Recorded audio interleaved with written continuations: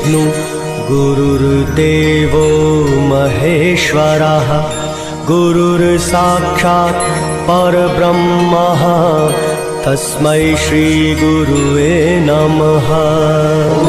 गुरुर्ब्रह्मा गुरुर्विष्णु गुरुर्देवो महेश्वरः गुरुर्साक्षात् परब्रह्म तस्मै श्री गुरुवे नमः।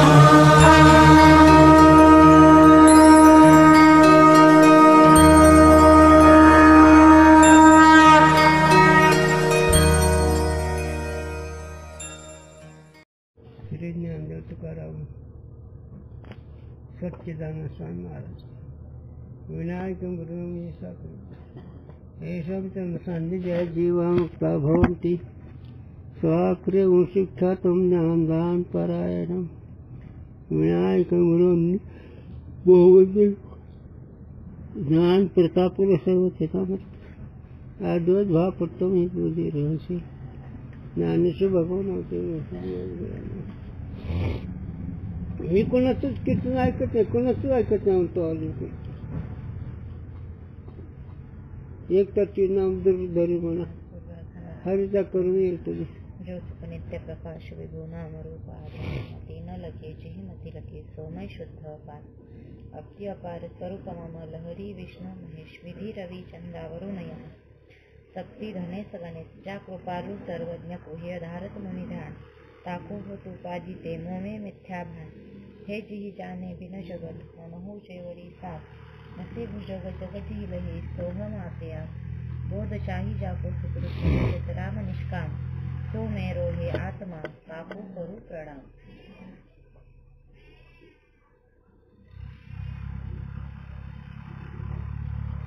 रसास्वाद। रसास्वाद का यह अर्थ है योगी को ब्रह्मानंद का अनुभव होवे है और विक्षेप रूप दुख की निवृत्ति का अनुभव होवे है। कहूँ दुख की निवृत्ति से भी आनंद होवे है। रसस्वाद म्हणजे आनंदाचा अनुभव। आता तुम्ही पहिले सूत्र सांगून गेले। हा ग्रंथ सूत्रबद्ध आहे, सूत्रबद्ध तुमच्या भाषेत बोलायचं मुद्दा मांडायचा आणि त्याचा विस्तार करायचा। हो मग ते मुद्दा मांडल्यावर त्या मुद्द्याची सिद्धी प्रसंगप्राप्त अन्य लोकांकडून बघायचे, अन्य लोकांच्या या विषयाबद्दल काय मत आहे, मग ती काही कमी कुठे जास्त आणि जी वेदांत आहे त्यांनी ते मुद्दा सांगायचा। ती का नाही सांगितलं तुम्ही आता वाचला एक मुद्दा आनंद होतो तो दुःख निवृत्ती आणि सुख प्राप्ती याचाच आनंद होतो एक। आणि दुसरा मुद्दा इथे सांगितला की दुःखाची निवृत्ती झाल्यावर बी आनंद होतो। चला याला काय म्हणतो रसस्वाद, पण आणखी थोडं सूक्ष्म पुढे आहे। जैसे लगते वाचा भारवाही पुरुष का भार उतरे से ताको आनंद होवे तहाँ आनंद में और तो कोई विषय हेतु है नहीं। हो किंतु भारजन्य दुख की निवृत्ति से यह कहे है मेरे को आनंद हुआ। हो भोजे घेऊन चाललेला माणूस मग ते भार मग कसं तर तुम्हाला ज्याचं घेऊ वाटत ते घ्या। भार म्हणजे वज मग त्याने जर थकला असेल किंवा काय वज खाली उतरलं त्याला आनंद होतो। याते दुख की निवृत्ति भी आनंद का हेतु है म्हणून दुःखाची निवृत्ती ही आनंदाचं कारण आहे।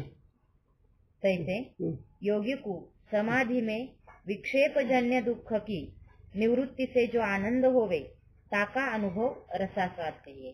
दुःख योगी असणारा अभ्यास करणारा दुःख निवृत्ती नंतर ज्याने त्याला रसास्वाद म्हणायचं। पुढे चला जो दुख निवृत्ति जन्य आनंद के अनुभव से ही योगी अलम बुद्धी करी लेवे तो सकल उपाधि रहित ब्रह्मानंदाकार वृत्ति के अभावते ताका अनुभव समाधि में होवे नहीं. हो, आता योगी सगळ्या दुःखाचा बुद्धी बाजूला ठेवले आणि त्या अभाव आहे तो समाधीमध्ये सुखाचा अनुभव येत नाही. अभाव हो ना, ज्याला अभाव झाला आहे का नाही तर ते दुःख निवृत्त झालंय. पण बुद्धी कशी आहे तिचं काय लिहिलं बुद्धीवर आलम. हा, अलम बुद्धी आलम. मग त्याच्यावर अवलंबून नसल्यामुळे बुद्धीचा त्या अवलंब असणाऱ्या बुद्धी तिचा त्या अभाव असल्यामुळे योग्य आनंद होत नाही. कसं तुमचा अनुभव झोपेमध्ये बुद्धीने सगळे विषय सोडले असते का नाही, आनंद होतो का? नाही होत. हां, चला. याते दुःख निवृत्तीजन्य आनंद का अनुभव रूप रसास्वाद भी समाधि में विघ्न है. आणि दुःख निवृत्ती रूप आनंद अनुभव ही सुद्धा रसस्वाद आहे, हे एक विघ्न आहे. ही फार मोठा विचाराचा विषय आहे. गुरुने सांगितले सांगतो नका.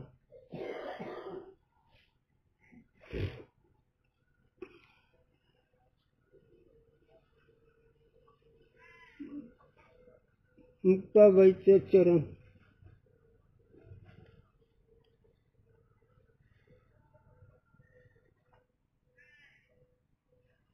ते चरण असतात.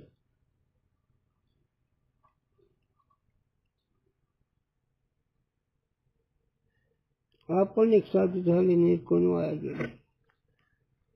या म्हणण्यामध्ये मीच एक साधू, बाकीचे कोणी नाही. पण दुःख निवृत्ती झाले. मी साधू म्हणल्यानंतर आपण एक साधू झाले ना. येर कोण वाया गेले. आता येर कोण वाया गेले ह्याचं आता पुढे फार मोठं होतं, पण हिचं आपण का तात्पर्य घेत आहे.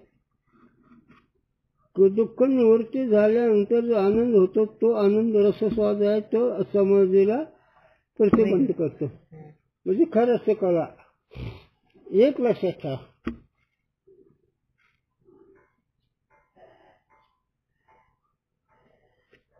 ज्ञानी पुरुष अखंड आनंद होतो. निळा म्हणे स्वरूप सिद्धी नित्य समाधी हरिनामे. हे ज्ञानी महात्म्याचा विषय. आणि हा जो साधक अभ्यास करणारा तो दुःख निवृत्तीनंतर जो आनंद होतो तो आनंद खऱ्या आनंदाला अडचण करतो. चला दृष्टांत पुढे. वांछित की प्राप्ति विना भी विरोधी की निवृत्ति से आनंद की उत्पत्ति में अन्य दृष्टांत. हो, जैसे पृथ्वी में निधि होवे हो, तो निधि अत्यंत विषधर सर्पते रक्षित होवे. हो. तहा निधि प्राप्ति से प्रथम भी निधि प्राप्ति का विरोधी जो सर्प है ताकि निवृत्ति से आनंद होवे है. विधी नाही, निधी येते. हा निधीच ना. हो, निधि प्राप्ति. हो, मला ऐकायला बरोबर येत नाही बरं का. तहा सर्प निवृत्ति के आनंद में जो अलम बुद्धि करे तो उद्यम त्यागने ते निधि प्राप्ति का परम आनंद प्राप्त होवे नहीं. हो, मराठीत लिहिलं दादन हाच विषय. सर्प आहे, घरात द्रव्य आहे, हांडा आहे, त्याच्यावर सर्प आहे. कोणी सांगितलं हे का असायचं. मग ते सर्प नाही चेक केला, आनंद झाला. नाही भागत तेवढ्या. ते दोष निवृत्त झाल्यावर आनंद होतो, तेवढेच भागत नाही. हा, त्याला एकच आनंद आला.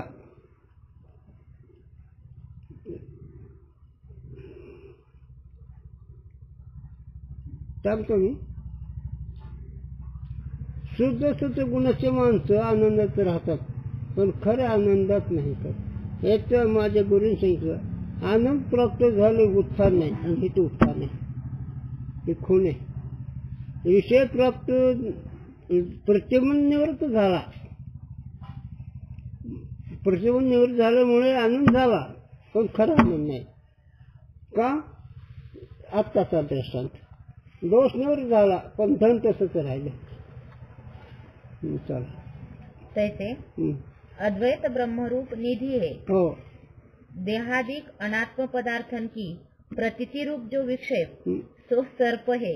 हो विक्षेप रूप सर्प की निवृत्ति जन्य जो अवांतर आनंद रूपी रस का अनुभव रूप आस्वादन है, सो निधि रूपी अद्वैत ब्रह्म की प्राप्तिजन्य जो महाआनंद है, ताकि प्राप्ति का प्रतिबंधक होने से विघ्न कहिए है ना. खरा आनंद लाड येतो. ते कसं? चरित्र सांगतो विषयाचं अगोदर दृष्टांत. नामदेवरायांनी देहादिकाचा त्याग केला, पण सत्य गुणामध्ये आनंदीत राहिला, पण खरा आनंद कुठे भोगता आला? कसं ते? नामदेवराय काकाच्या थापाच्या खाली कच्चे पडले, आनंद होता का नाही? काकाच्या थापाच्या खाली कच्चे का? आहे का? आणि तोच वृक्षात गेल्यावर अखंड आनंद आहे कडे. तसं इकडं अनात्मवृत्ती गेली, तो सर्प असणार निधीवरचा गेला, आनंद झाला नाही, खरा आनंद पुढे राहिला. हो का? याच्यावर मी बरेच दिवस विचार करत होतो. 8 दिवस काही लोक ते तसं, पण गुरुजीला विचारत, गुरुजी पुढे नेहमी माणसं गावला एकांतच होते, बसले होते ओट्यावर, असे पाय हल्ले. तिथं मुरलीधर मंदिरापुढे एक ओटा होता, लिंबात झाड होतं, तिथेवर आपले एकटेच बसले की मी आलो. एकटे पायवर आत आणि ते संशय गेला. मी पुन्हा बसलो. आपलं प्रसंग प्राप्त विषय मोठेपणा सांगायची वेळ आली म्हणून सांगतो. 5 चोपडीत बसलो मी. साधूंचे 5 चोपले. चोपले म्हणजे काय आयर केला असं नाही. आणि तिथे विचारलं, गुरुजी सुखाचं तुम्ही विचार सांगतो, पण सुखाचं मला काही कळना. अरे म्हणजे खऱ्या सुखाला प्राप्त झाल्यावर त्याला उत्थान नाही, आणि मध्ये जी काही दोष रहित जो अनुभव त्याची उत्थान आहे.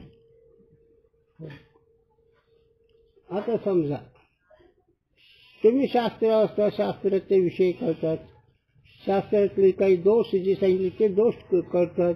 ते दोष कळल्यानंतर आनंद होतो, पण तो आनंद राहत नाही. आनंद प्राप्त झाल्यावर उत्थान नाही, ही त्याची खूण आहे. म्हणून खऱ्या आनंदामध्ये उत्थान नाही, आणि हे आनंदाचं उत्थान अनात्मवृत्ती गेली, तिकडचं उत्थान संपलं, पण स्वरूपाचा संबंध नाही त्याला.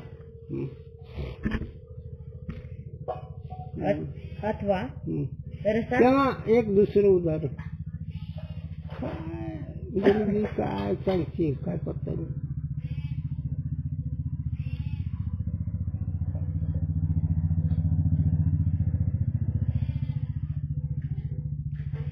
मुली सगळे पाहताना कुठे पसंत पडले नाही मुलगी. अनेक मुलीचे पसंत पडले, तिचा फोटो पाहिला, फोटो पाहिला आनंद झाला. खरा आनंद मुलीकडे का पुढे आहे का नाही? तसं आहे ना. तसंच आहे. हे अनात्मवृत्ती गेली, पण ज्ञानदेव रमले समाधान ही नाही ना. आनंदामध्ये एकच पाठीमागे विचार करा. अवांतर प्रयोजनात जे आनंद आहे तो खराच आहे. मुख्य प्रयोजनामध्ये आणि तिथं वाक्यच आहे, अत्यंतिक दुःखाची परमानंदाची, म्हणजे ज्या ज्ञान कळलं त्या अंतर प्रयोजन आहे. आणि मुख्य प्रयोजनामध्ये आश्चर्य विषय राहायचा आहे. आणि आश्रय सह आनंद ते अवांतर. रसस्वाद. मग माणसं हिच कळलं. सब आणखीन गुरु आमचे सांगायचे, माणसं कीर्तनात नाचते, भजनात नाचते, कीर्तनाची चाल म्हणताना माने वाकडे तिकडे करून हसतेत, आनंद होतो. सगळं खरं आहे. आनंद टिकतो का? का कीर्तनामध्ये बायका पोरं समोर आहेत का? पैसा समोर आहे का? विषय समोर नाही, पण कीर्तनाचाच एक विषय अर्थ पुरुषाला, अर्थ ज्ञानी पुरुषाला. आणि चाल पद्धत म्हणण्याचं त्या स्वरज्ञान ज्याला आहे त्या स्वरज्ञानामध्ये बाकीचे सगळे शब्द मावळे, स्वर मावळे, आणि त्या शब्दात त्या स्वरावर शब्दाचा उच्चार करताना त्याला आनंद होतो. गोष्ट खरी आहे. टिकतो का? आनंद नाही का? रसस्वाद. याला दुसरं एक सांगू गुरुजींनी.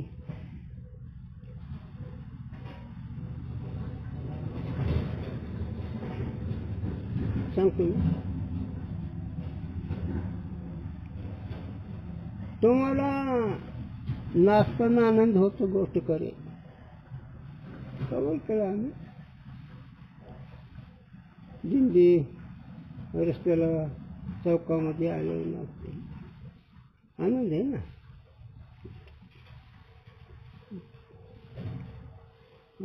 चरण आहे असं आता येत नाही.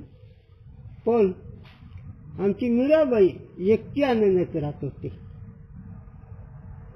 भगवंत पुढे राहायचे आणि भगवंताचं भजन करताना भगवंत प्रगट होते त्यांच्या काही नाचाचे तो स्वर पाहून. आणि हे जे आनंद आहे ते ताल, स्वर, त्या पकवाजाचा आवाज, पण हा टिकत नाही. चल.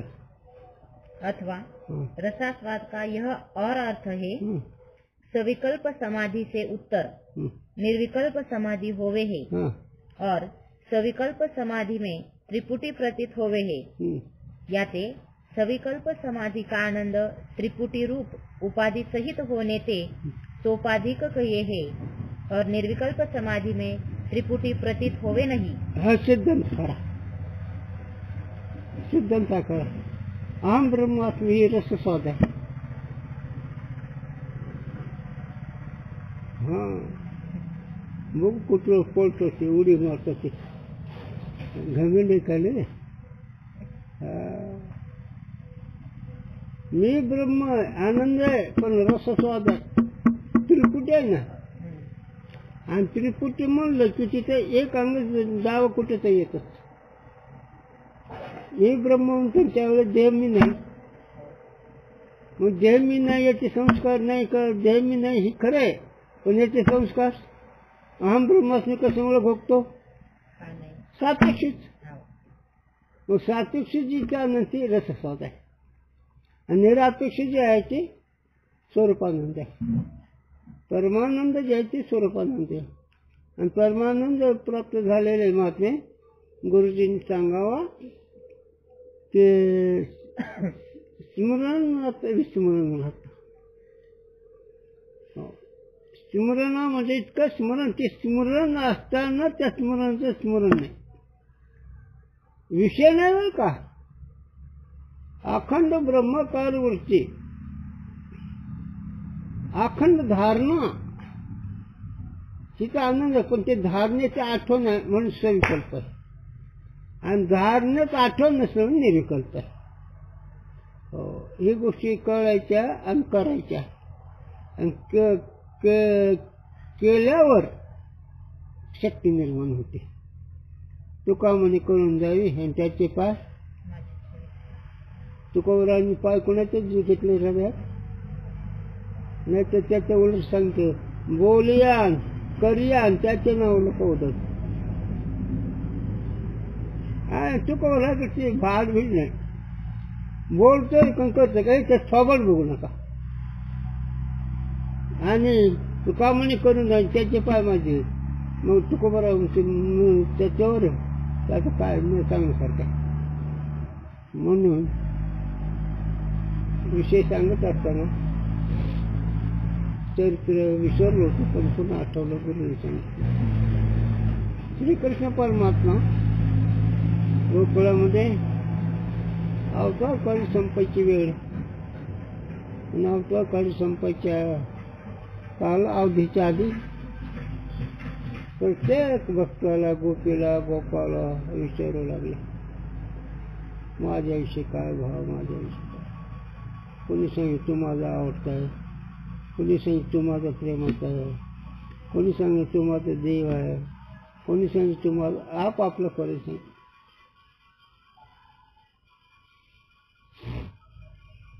सांगत सांगत सांगत एका म्हातारीकडे गेलं. गुरुजीला सांगा म्हातारीकडे गेलं. म्हणले माझ्याविषयी काय समज आहे तुझा. म्हणजे तू विचारतोस कोणाला. हां, तू काय म्हणतो माझं, तू विचारतो कोणा मला सांग. तिथे भगवत खरं म्हणजे का आपण गणित सोडू सोबत का. आता कवा कृपा करेल भगवान करतील, त्याल्याशिवाय राहणार बी नाही. पण गणित सोडवतो.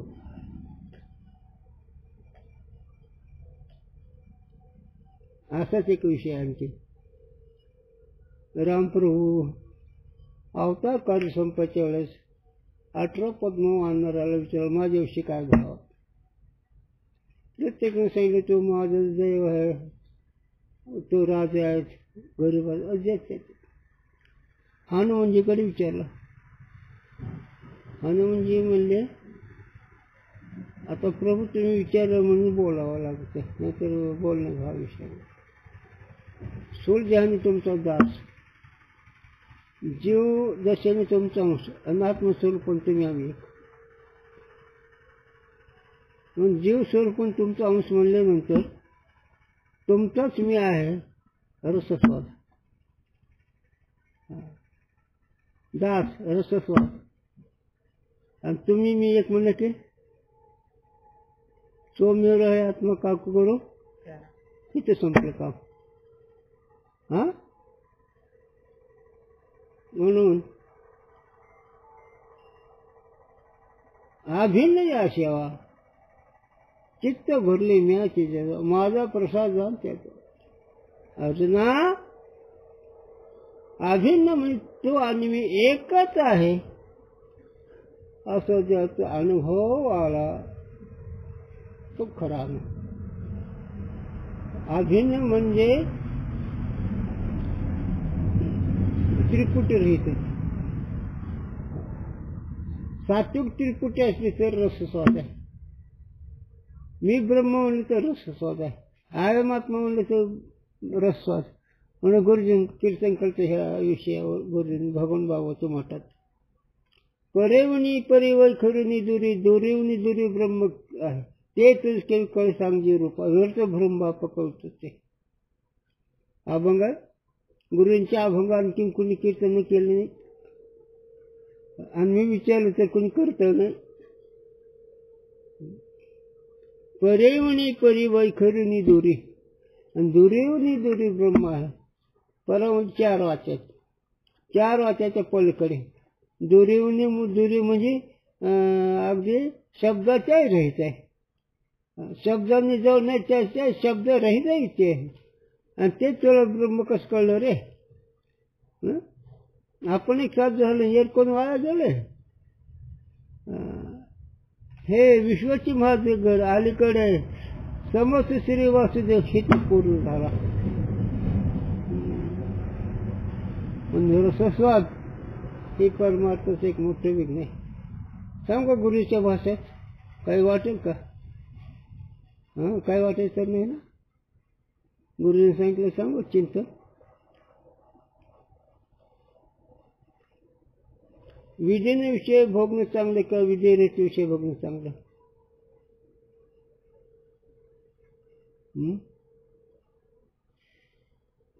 विधीने विषय भोगणं चांगलं ते विधी रहित विषय भोगणं चांगलं? विधीने. हा विधीने. चुकलं. विषय भोगणं चांगलं. हा का नाही? विषय भोगणं ही चुकाय झालं. विधीचा असो का विधीचा असो, आपण अनाधिकारी येतो प्रश्न वेगळा, पण गणित तर निदान कळावं. सांगू लाखांचे विचार आहेत.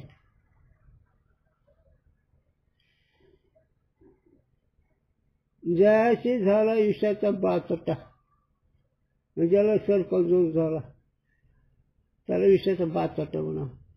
तयाशी पाजा शुक्रविष्टा, त्याला डुकराचा गुपाजा, म्हणजे उलटच आहे.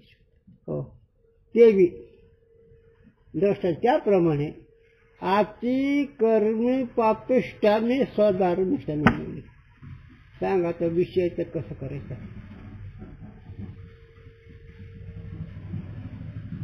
कळते का?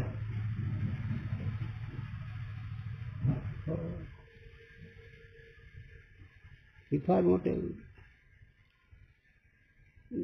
घमंडच सगळ्याला. आमचं काय चुकलं, तुमचं काय चुकलं, नरकाला जायचं राहिलं, आणखी काय चुकायचं राहिलं?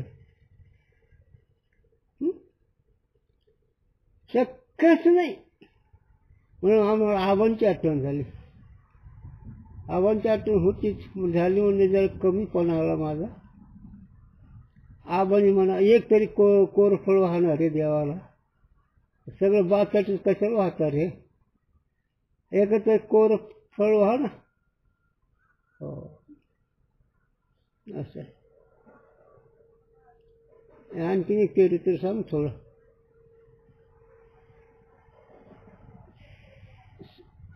सगळ्याला रामप्रभूंनी काही दिलं, ज्याच्याच पण कोणा काही राज्य दिलं, कोणाला असं काय काय. हनुमानजीला काही दिलं नाही. आई साहेब म्हणलं सगळ्याला दिलं, त्याला काय दिलं? म्हणलं त्याला द्यायला माझ्याजवळ काही नाही. हा कसं काय नाही? म्हणलं माझ्याजवळ त्याला काही द्यायला नाही. म्हणलं मी देते. म्हणलं तू देवा, मला काय करायचं? नवरत्नाचा हार होता गळ्यात. ए हनुमान घे. काय आता असं बघितलं गेले का झाड, आणि ते एक एक लाल द्यायचा, दाता खरं फोडायचा आणि द्यायचा फेकून. आयुष्य म्हणलं एवढा मोठा अमोल रत्नाचा हार हे काय? माकडचे माकड. प्रभू म्हणजे तसं नाही. म्हणून मग काही उगच विचारच्यानं काय म्हणून एक रत्न घेतात, दाताखाली फोडायचं फेकून द्यायचं, एक रत्न घेतात दाताखाली. अरे हनुमान हे काय करायला लागला? मला काय करतो म्हणजे? अरे जात राम नाही, मला काय करायचं म्हणजे? आई साहेब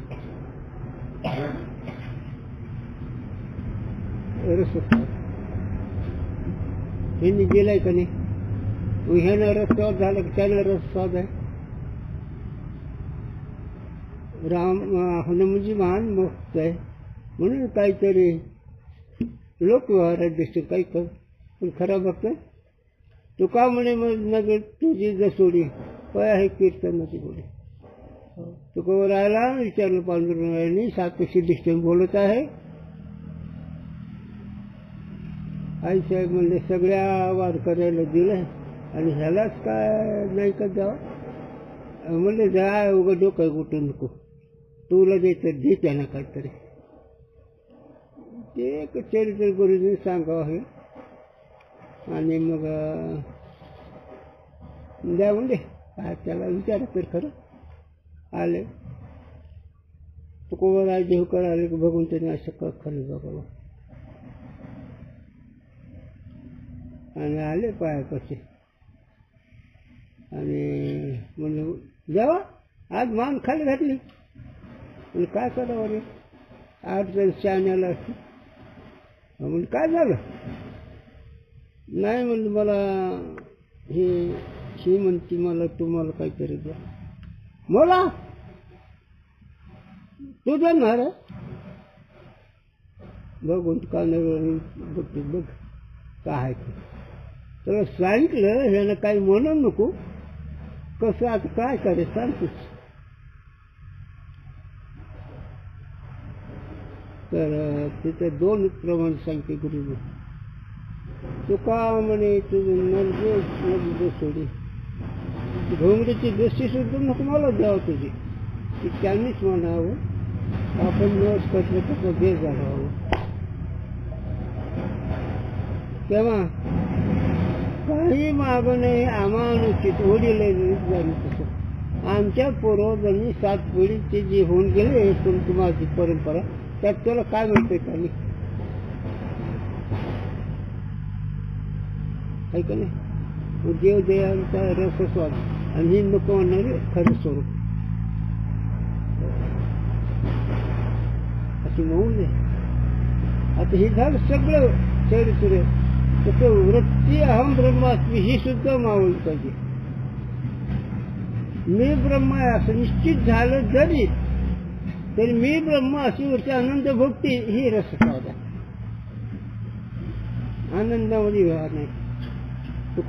तुका म्हणे नाही जाणीव अंतरा अंतर खरा आनंदाचा आणि वृत्तीद्वारे आनंद भोगतो. देहबुद्धी नाही राहिली कर्तव्य बुद्धी नाही राहिली आनंदात निमग्न झालं तर रसस्वाद आहे. हो तसं नसतं ते.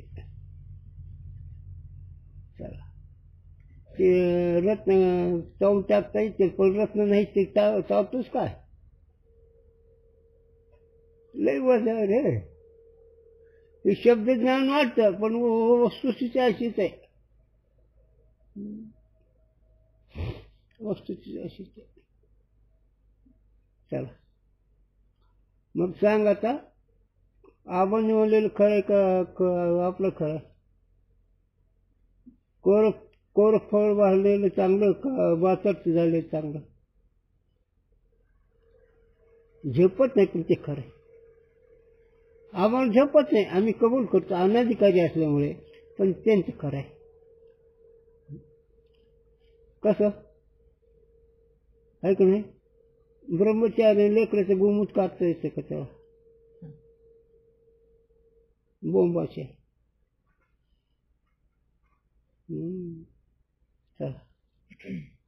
कशा विषय चाललाय काहीतरी करमणूक आहे का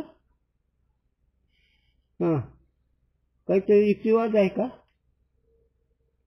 मग काय वस्तुस्थिती आहे. युक्तिवादही नाही करमणूकही नाही विषय युक्तिवाद म्हणजे विषय युक्तीनं पटून हे सुद्धा नाही. माझा हक्क अनुभव केला देवा पुढा. हो अरे स्वरूपानंद बघणारा कोण अद्वैत कुसरी विराळा गाणे सांगणारे टोपलं भर आहेत. काही विषयाचा त्याग केला तरी जमत नाही का विषयाचा त्याग करायला विषय असावा मग त्यागावा. तळ हातातला केस काढून फेकला जमतं की नाही. ज्ञानोराची ववी आईशी आई जन असावी वाईल जो जीवी त्यांनी साली काढावी आकाशाची. ज्याला आयुष्याचा नाश करायचा त्यांनी आकाशाची साल काढावी. मला आकाशात साल आहे का मग आयुष्य आहे काय नाही म्हणजे आयुष्य नाही जे झाले आम्ही आयुष्याचं मुक्त रसस्वाद आहे. त्याला किती बोलते चला वाद झाला. हे जे अंगावर ज्यांनी परमार्थ घेतला त्यांची झाक घालवायची. जे उगा आपलं चित्र घेऊन बसले त्याला काय कोण बोलते. गुरुजीकडे शास्त्री चला सांगते एक गुरुजीकडे पृथ्वी सोडून 1.25 हात असं लावून बसणारा योगी येत होता गुरुजीकडे. मी माझ्या जगताच्या गोष्टी सांगितल्या नाही. एक प्राध्यापक होता योगी होता गोरापान भवित झुकाड होता उंच गोरापान रस्ता गुरुजीकडे आला नक्की 1.25 हात पृथ्वी सोडून हजर राहता बसायचा. आणि आम्हाला कागद काय चिवडतं, काय सांगतोय ते महात्मा. तेवढंच गुरुजीकडे तेवढंच यायचं. आणि दुसरे अखिल भारतामध्ये विद्वान, महाराष्ट्र नाही अखिल भारत सगळं तो विद्वान शास्त्री काय नाव. आणि गुरूंच्या कीर्तनाला आले. गुरूंचं अभंग कीर्तन ठाकूरबाच्या मठामध्ये तो अभंग असा काय गोकुळीच्या सुखा अंतू पार नाही आले का, बाळकृष्ण नामदा घरी आनंदाला नाहीत नाही, नवल केवडे केवडे न कळे कानुबाचे कोडे, प्रथई ज्यांनी तृप्त केले त्याची यशोद भोजन झाले, विश्वव्यापक कमलापती त्याची गवळीन कडी या घेते, तुका म्हणून नट धरून भाऊ भगुनी ब्रह्मचारी. हे तर कीर्तन गुरुजींचं. आणि पूर्व पक्षी केला गुरुजींनी नवल केवडे याच्यावर. अखिल भारतातला विद्वान महात्मा, आचार विचार तपाची मूर्तिमंत मूर्ती, विद्वत्तेची मूर्तिमंत मूर्ती. पण गुरुजींचं कीर्तन नुसतं डोळे पाणी नाही खणलं. काय बोलतो हे महात्मा. म्हणजे शाने किंमत करीत असते. ज्याला ज्ञान नाही त्याचं काय किंमत करू शकेल. लोकांना आश्चर्य वाटलं एवढा भारतामध्ये अखिल भारतातला विद्वान आणि त्याच्या डोळ्याचं पाणी खंड ना, कोण असेल हा. तर त्यांनी सांगितलं रसस्वादवर विषयचा प्रदर्शन करताना महाद्वारचा चंद्रबाबूतून निघालं. पांडुरंगाकडे जाताना मोठा घाट आहे त्याला महाद्वार. तिथे निघाले. मग त्यांच्यावर काही समागमी लोक होते. त्या घाटाच्या मध्यभागी आले. उभा राहिले. थांबा म्हणले, तुम्हाला सांगतो म्हणले एक गोष्ट. म्हणजे का इकडं जगाचं मायबाप जगन्नाथ आहे, इकडे आईसाहेब चंद्रभागा आहे. आणि त्या साक्षीनं सांगतो की ज्याने या पुरुषाचं काय केलं त्याच्या भाग्याला पालावर नाही, त्याला शिल्लक काहीच नाही. हो, दुसरे कोणी कोमटी म्हणायचं, कोणी वेडे म्हणायचं, कोणी म्हातार म्हणायचं, कोणी वेदांत सांगतो म्हणायचं. आणि ह्या पुरुषांमुळे तसं नाही. ज्याने यांचं ऐकलं त्याला जन्म नाहीच. आणि पांडुरंगा शपथ सांगतो म्हणे समोर अनु चंद्रभागा आईसाहेब. हो, म्हणून ज्ञानीची किंमत केली असते. ज्याला ज्याची किंमत नाही त्याला काय किंमत आहे. हे रसस्वाद म्हणजे अर्थ असतं. रसस्वादाचं नसते. आम्हाला कळलं काय कळलं तुम्हाला. आपण एक साधू झालो, एक कोण वाया गेले. चला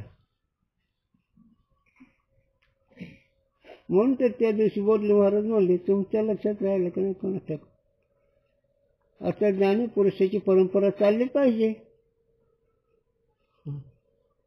मग ती काही वेळ आहे काय म्हणणारे. आता ते आपला अधिकाराचा प्रश्न आहे. ते म्हणले त्यांच्या दृष्टीने खूप चांगलं आहे, पण आपला अधिकार तपासायचा ना. पण जरी असलं तर शेक केल्याशिवाय भागणार नाही. लग्न झाल्यावर करा, नाही तर लग्नाच्या आधी करा, नाही तर अनंत जन्मशीत करा, आणि हे केल्याशिवाय भागणार नाही. ते नेईन जेव्हा काय तुका बघायचं म्हणणं खरं का खोटं. हा चला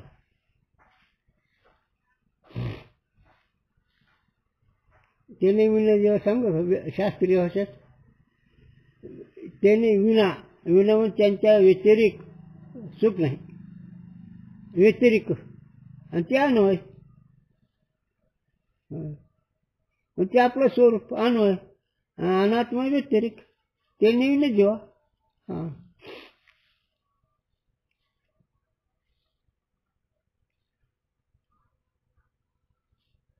वाचा काय विषय लांबतो का रे. बरं लांबलं तर मी काय करत तर त्याचं चिंतन त्याच्या समोर एक पाठ नाही बरं का. त्या विषयाचा विस्तार चिंतन रूपाने कळतो म्हणून सांगायचं. हां हां चला. याते हं. निरुपाधिक आनंद निर्विकल्प समाधीने होवे हे. मग विकार आहे, सत्वगुण तरी विकारच आहे बरं का.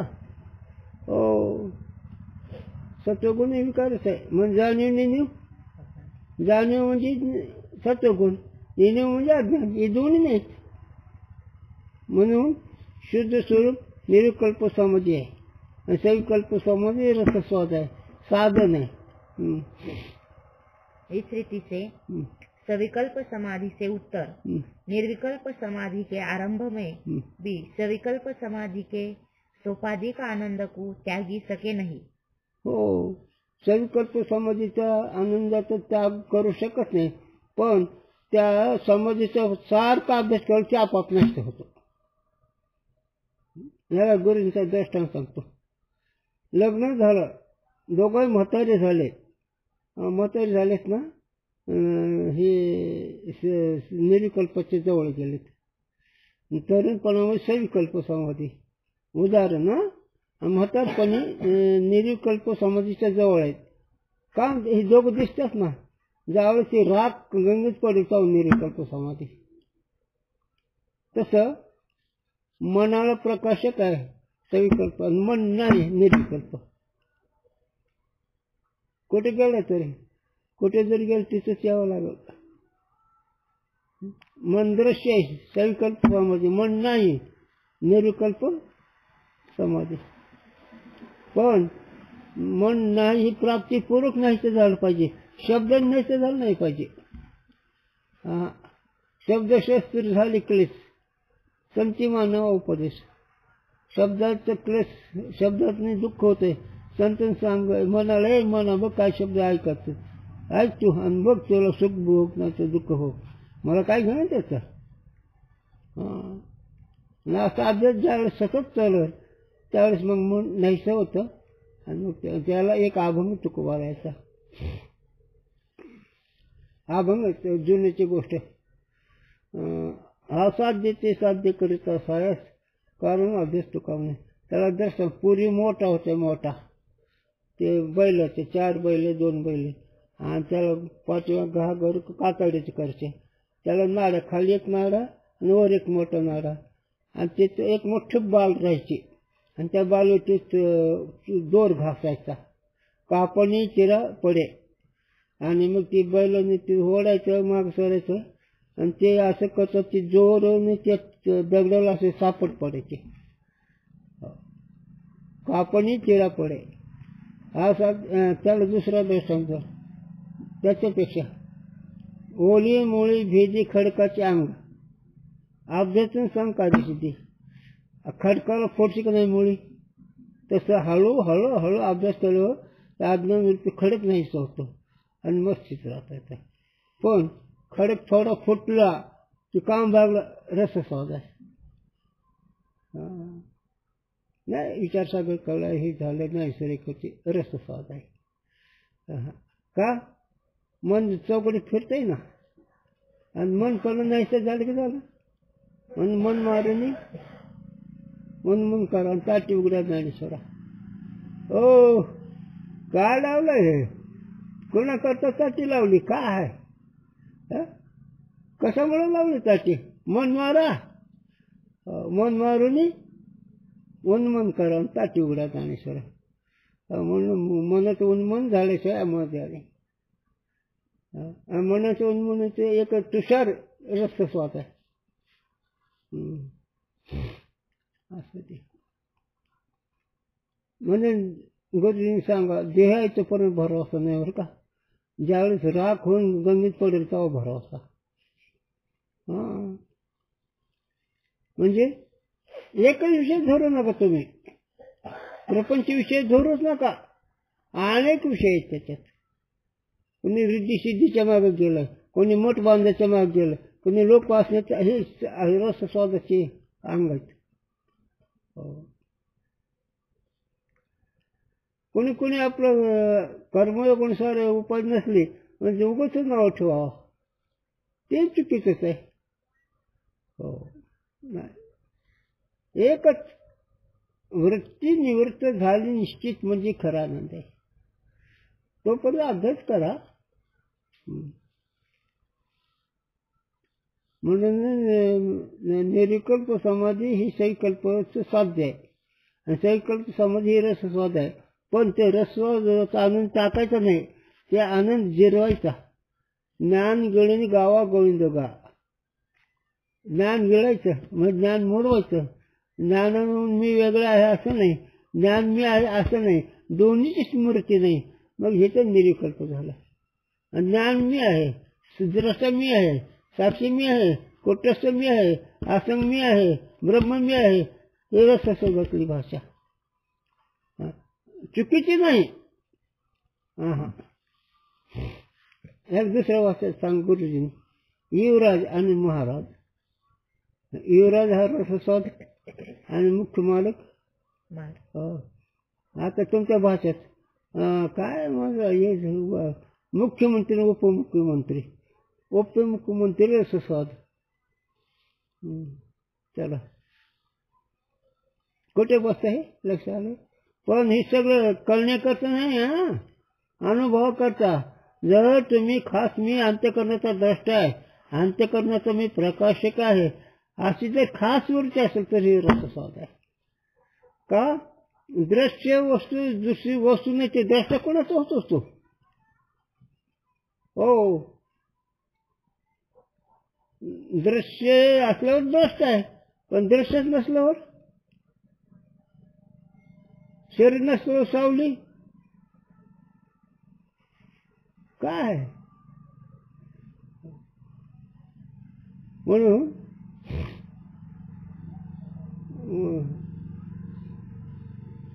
द्रष्टा दर्शेची आटला, जो सो स्वरूपशी उठला, तो का जाणे राटला इंद्रियग्राम. हे नाही दृश्य आणि द्रष्टा हे दृश्य भाव नाहीसा झाला. दृश्य वस्तू नाही, दृश्य भाव.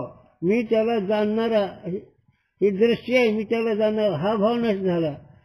मग तिथे इंद्रियाचा व्यवहार त्याला कळत नाही.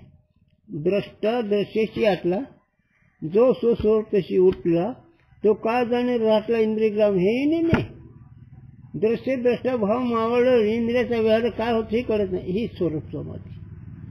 आणि मी द्रष्टा त्याला जाणतो, मी त्याच्या वेगळा, त्याचा माझा काही संबंध नाही, ते रसस्वाद.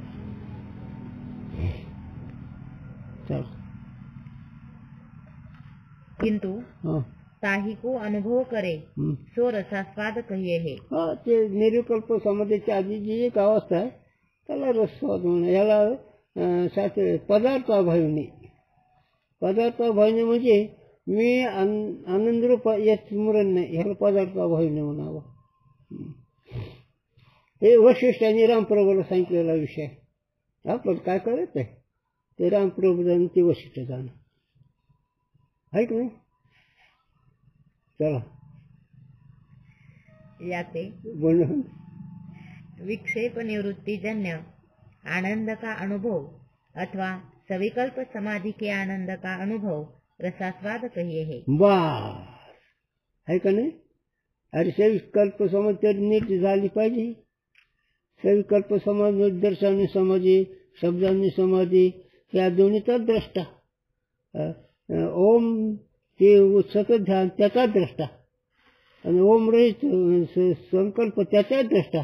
हे दोन्ही नाहीसे झाले पाहिजे. आणि ते नाहीसे झाले पाहिजे म्हणजे अभ्यास तर रूप अखंड अभ्यास केलं ते नाहीसे होत असतात. याला द्रष्टाने द्यावं गुरुजींनी. बालपण कसं गेलं, तरुण पण कसं आलं, गेलं का नाही, आलं का नाही. तसं आमचे गुरुजी इकडे तिकडे फिरत देत नसत. मग बालपण आनंदाच्या लहरीत निघालेलं कळलं नाही आणि तरुणपण आलेलं कळत नाही. तसं अखंड बुद्धी निश्चय आत्मज्ञान ब्रह्मरूप भावी आपण ब्रह्मनिष्ठा राखी पूर्ण तत्पर नाहरनिशी असं अखंड जर राहिलं तर हे सगळं निघून जातं. आणि मग वस्तू जाणून जातात, जाणण्याची तत्वता. दोनों प्रकार का रसास्वाद निर्विकल्प समाधि के परम आनंद के अनुभव का विरोधी होने ते विघ्न है, याते ताकू भी त्यागे. तुम्ही सांगा याचा विषय, मला नाही कळत. 4 पुस्तक वाचले सगळे तीर्थयात्रा केली, दान धर्म केला, काही उपयोगाचा नाही त्या दृष्टीनं. हो गव्हर्नमेंट म्हणजे आम्ही इतकं केलं का केलं, जेव्हा लावलास वेदशास्त्री जाणं तरी अग्निपूर्ण ज्ञान झालं, थोडा मात्र भांडवले आहे ते राहिले वेगळ्याचे. हो उदाचा दिगंबर न झाले लोकांचा आदर आहे ते विचार वेगळाचे. भस्मूस जळून जटाभाव टोपलोभर अंगाला राख लावली आणि केसाचा भार आहे डोक्यावर, मान वाकडं गेलं, पण आहे ते विचार वेगळाचे. संताचं घर ईश्वर कृपा झाली सगळं कळत नाही, त्यातच काय भगवंताची कृपा झाली तर साधूचं घर कळतं. हो नाही तर नाही. चला ऐसे निर्विकल्प समाधि में चारि विघ्न होवे हे. अशा रीतीने निर्विकल्प समाधीचे ही चारी विघ्न आहेत, प्रतिबंध आहेत. पहिलं काय नाव पहिलं क्षिप्त, विक्षिप्त, लय लय, विक्षेप, कषाय आणि रससाग. त्याच्या पाठीपाठचे मागचे पहिलं कोणता दोष आहे? लय. लयामध्ये पहिले 4 दोष आहेत. क्षिप्त, मूळचा, विक्षेपता आणि आणखी असे 5 दोष आहेत. ते पहिल्या भूमिकेत कषायमध्ये ते कशामध्ये आहेत का? बरं माझं चुकलं, इथं दिले. हा चांगलं आहे ना ते बी. पण काय कर किती लोक असतील बरं असले अभ्यास करणारे सांगणारे किती? सो चारि विघ्न समाधि के आरंभ में होवे हे. आणि ही ज्यावेळेस स्थिती प्राप्त व्हायच्या आधी आहे. एकदा लग्न झालं पुन्हा काही बघत नाही, जात नाही, गोत्र नाही, देव नाही, नाडी एक आहे का 2 नाडी आहेत का, काय बघत नाही. लग्न व्हायच्या आधी सगळेच कोटाने. तसं बुद्धीनं आत्मस्वरूपाशी एक होण्याकरता ही प्रतिबंध नाहीच करायचं. हे विषय इकडे आहे, विवाह तिकडे. आम्ही म्हणत नाही, आमचे ज्ञानोवर आहे म्हणतात. दुर्ला अंबुला केला गे माये, हलो नाही चालू नाही, सैऱ्या वैऱ्या बोलू नाही. काय म्हणते माऊली? दुर्ला अंबुला, अंबुला म्हणजे मालक, केला गे माये, मी केला तो मालक. काय केला? दुर्ला अंबुला केला गे माये. केल्यानंतर हलू नाही चालू नाही. पुन्हा समजू नको. अंबुला केलं 10 जरी म्हणतो, बुडती 42 नाका. सांगतो तुला. हा माऊली साहेब या विषयावरच दुर्ला अंबुला केला की माय म्हणजे 4 जीवाच्या पलीकडे आत्मस्वरूप ही मालक केला झाला. एकदा केला हालू नाही चालू नाही, पण संशय घ्यायचं कारण नाही. असं वागावं का तसं वागावं का, असा आत्मा आहे का तसा. आंबुला केला 10 जरी म्हण, जर आत्मा कळून जर संशय असेल तर 10 म्हणजे मूर्ती 42 नका. मग परमात्माचा आबरू जाते आणि नाक कांदाचं म्हणजे विवेक आणि वैराग हे नाहीच होतं. तर परमात्मामध्ये विवेक नाक आणि कान आहे, वैराग्य नाक आहे आणि शब्द कान आहे. हे दोन्ही नाहीच होते. मग कुंडली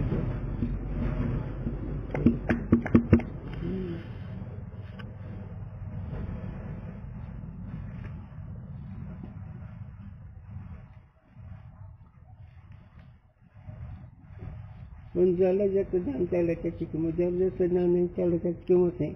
आणि ज्ञान नसल्याला माणसाने काय म्हणलं तर आपण त्याचं म्हणून घ्यायचंच नसतं. त्याला कळतच नाही तर त्याला गुरु उदाहरण द्यायचं. गुरुने सांगा लहान लेकरं अंगावर मोठं तर काय वाटत नाही, आणि जर थोडं मोठं झालं की लहान वाटते तुला उभं राहायला. आता असंच आहे.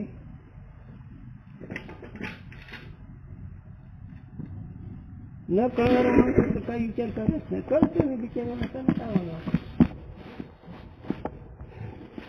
इथं मोठमोठी टाकी ढिली झाली.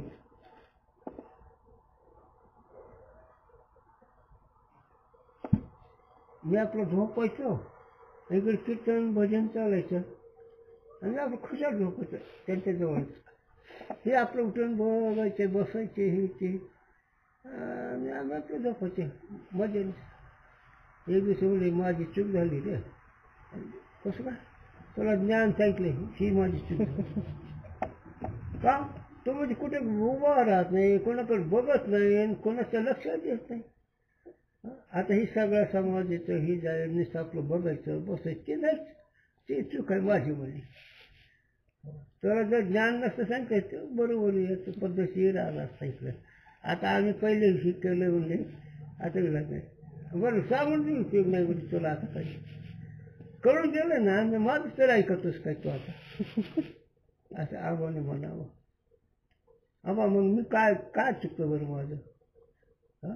काय चुकत नाही रे, पण लोक तुझ्या लक्षातच येत नाही. आणि खरंच म्हणजे लक्ष येतं. एवढं काय झालं दाक्षरला आम्ही दोघं होतो. ब्राह्मण आले, ब्राह्मण पाय पडायला लागले. तर आबाने त्यांचे हात धरले, पाय पडून नाही घेतले फक्त. आणि माझं पाय डोकं ठरलं. मी आपलं ऐका तुला कळत नाही हेच सांगतो तुला सर. ब्राह्मण पाय पडून घ्यायचं पण मी तुला ज्ञान सांगितलं ना असं असतं ते. हो म्हणून वागायचं चुकायचं नाही, बोलणं चुकायचं नाही, समजून चुकायचं. मग ती संत मी ब्रह्म असं कधी विसरायचंच नाही आणि अभिमान ठेवायचाच नाही. अहम ब्रह्मास्मी ऐचे ज्ञानची ती सांगलेला अभिमान. आम्ही संन्यासी सदा राहू एकांतेशी. तुकोबराज आम्ही संन्यासी आहे. कसले संन्यासी? अहम ब्रह्मास्मी ऐके ज्ञान तेथील सांगलेला अभिमान. मग मी ब्रह्म अभिमान सांगलं का ब्रह्म सांगलं अभिमान. आम्ही संन्यासी आता संन्यास झालं. सदा राहू एक करतो स्वतः निरीकल्प संबंधित राहू. आणि तेच मावलं होती मी माझी अशी आठवून संकलन पारचा तोच संन्यासीचा निरंतर. हा निरंतर कोण संन्यासी मी माझ्या असं आठवण विसरला तो खरं संन्यास अखंड. मग हे असं आणि भागणीत मिळत असते. म्हणून मग मी कुठे जातच नाही ऐकायला वाणी असं.